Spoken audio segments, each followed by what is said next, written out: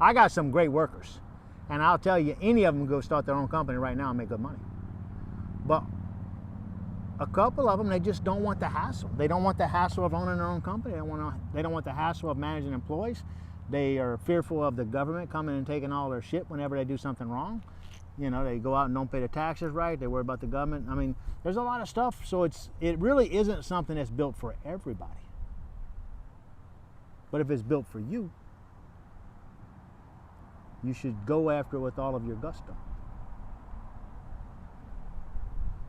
Don't be an employee unless you want to be an employee or you have to be an employee. Because those two guys I'm talking about, they don't have to be employees. They just choose to be employees. And I'm not judging them for that. They are great people, great friends. But I would love to see them do more. I'd love to see them be more successful. But again, everybody doesn't want that. Everybody's really not worried about success. You got a small amount of people in the country that are worried about being successful. A lot of people, they just want to put in their 8 hours and then go home and forget about it. Yeah.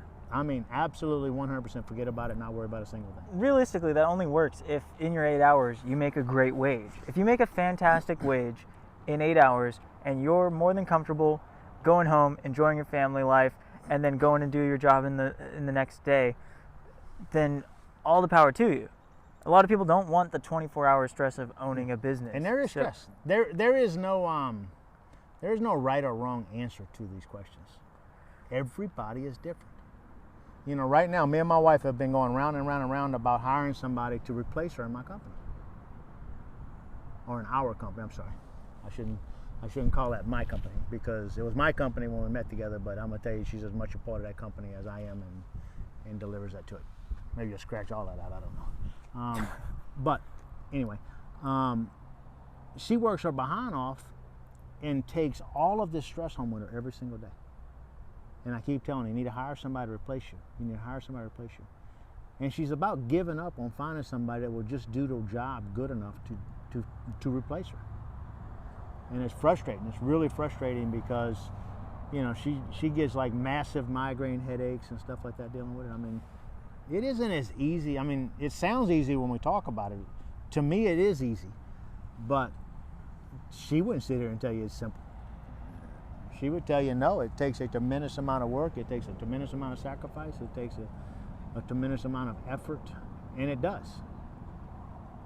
But in my mindset, I pay somebody else to do all of that stuff. I don't do it myself. And I haven't gotten hurt to that mindset yet. But you did have to do it all yourself in the beginning. I did it all myself for the first 30 years. Or 25 years. 25 years before you finally paid to other people to do things? I was really a slow learner. Yeah, it doesn't sound like you... I was a control guy. It's kind of like where my wife is right now. She wants to control.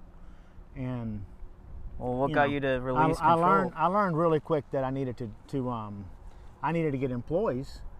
You know, if you don't have any employees, you know, I can go to work and make, let's say I go to work and I made $1,000 a day. Okay, that's great.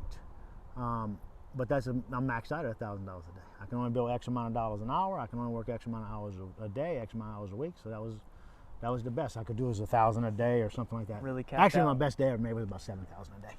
But dang, doing stuff yourself. Mm-hmm. Wow. Just me. But you realize that when you hire employees, I could work the exact same amount of hours until I got up to about 6 employees. When I got above 6 employees, now I had to spend part of my day managing employees. So I lost my labor. I virtually lost all my labor almost.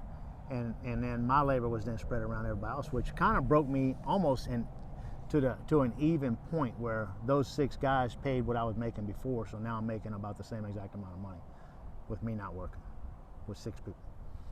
And in business, it was, you know, I reached a plateau at about 12 guys. And when I went over that plateau at 13 guys and started moving, I started losing money. Then 14 guys, I lost more money. Then 15 guys, I lost more money. 16 guys, I lost more money. And you lose more money because you don't change your mindset on how you run your business. And once you reach a, you know, what it takes to get you to $1 million in real estate is one thing. What it takes to get you to $5 million in real estate is something completely different. You can't get to 5 million using the same tactics. Not easily. I'm not going to say you can't, but not easily get to the same plateau of 5 million. And maybe instead of 5 million, I'll be saying 10 million because it's a little bit longer. But people with it's like our city politicians in our city. You know, they all live off of Social Security pretty much. So they're living off of their Social Security checks, managing a city. So they think in terms of $1,000 a month or $2,000 a month in income, but they're managing a city that's spending $500,000 a month.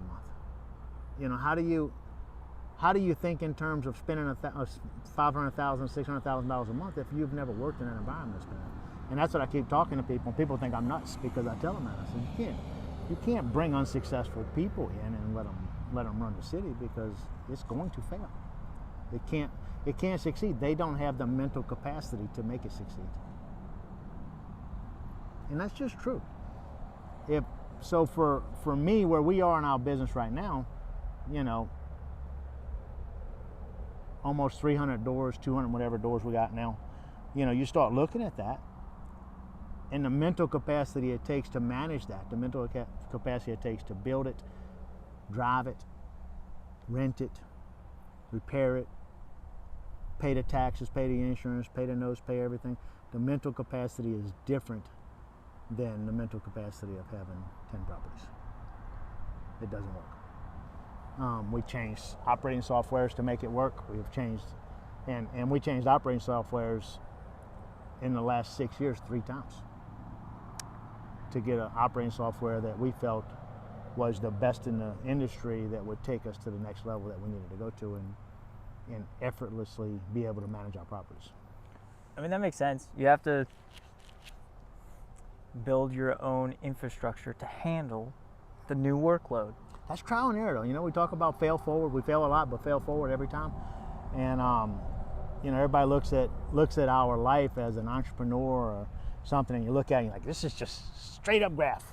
Right. And then you look at that graph and it's up a little, down, down, up a little, down, down, up, and it's the whole way through it. You know, it looks like a seismic graph. You know. Yeah. It's not. It may in the end. You know, look at the stock market, up and down, up and down, up and down. You know, it looks like it's always went up, but it didn't. I mean, there's a lot of times it goes down, a lot of times it doesn't go at all, and it all just comes together in the end. It's not a simple thing. That's why you have to stay educated on what you're gonna need in the future. Well, where's my wife right now? She at the office doing what she needs to do? No, she's in Texas. What's she doing in Texas? She's at a rent manager conference. All my office is in Texas right now. Everybody. I'm the only person that didn't go to Texas for this class. But they're all in Texas, and she's in Texas till Sunday. And so she left out on Monday. No, she left out on Sunday. So she left Sunday. So she's going Sunday to Sunday. And she went to a rent manager conference, and then she's got a women's group she's getting together with in Texas also. But that's staying updated. But that's sacrifice. She's losing 2 weeks over all this stuff. In 2 weekends, you know. And you look at that, and you know, I can't find people a lot of times to sacrifice their weekend for nothing. You know, I ain't giving up my weekend for that. I work all week long. I deserve it. And I think that's my issue with my life is never felt like I deserved anything. So I keep going because I don't feel like I deserve it. It's just, you know, I'm still grinding. I'm still going after it. I think a lot of people relate with that. Yeah. There is you don't feel like you deserve it for some reason. I think the harder your life was, I think the less you think you deserve anything. And you just, you know, I'm fortunate is what I am. I'm blessed. And I'm thankful. You know. But anyway. All right. All right. We're done.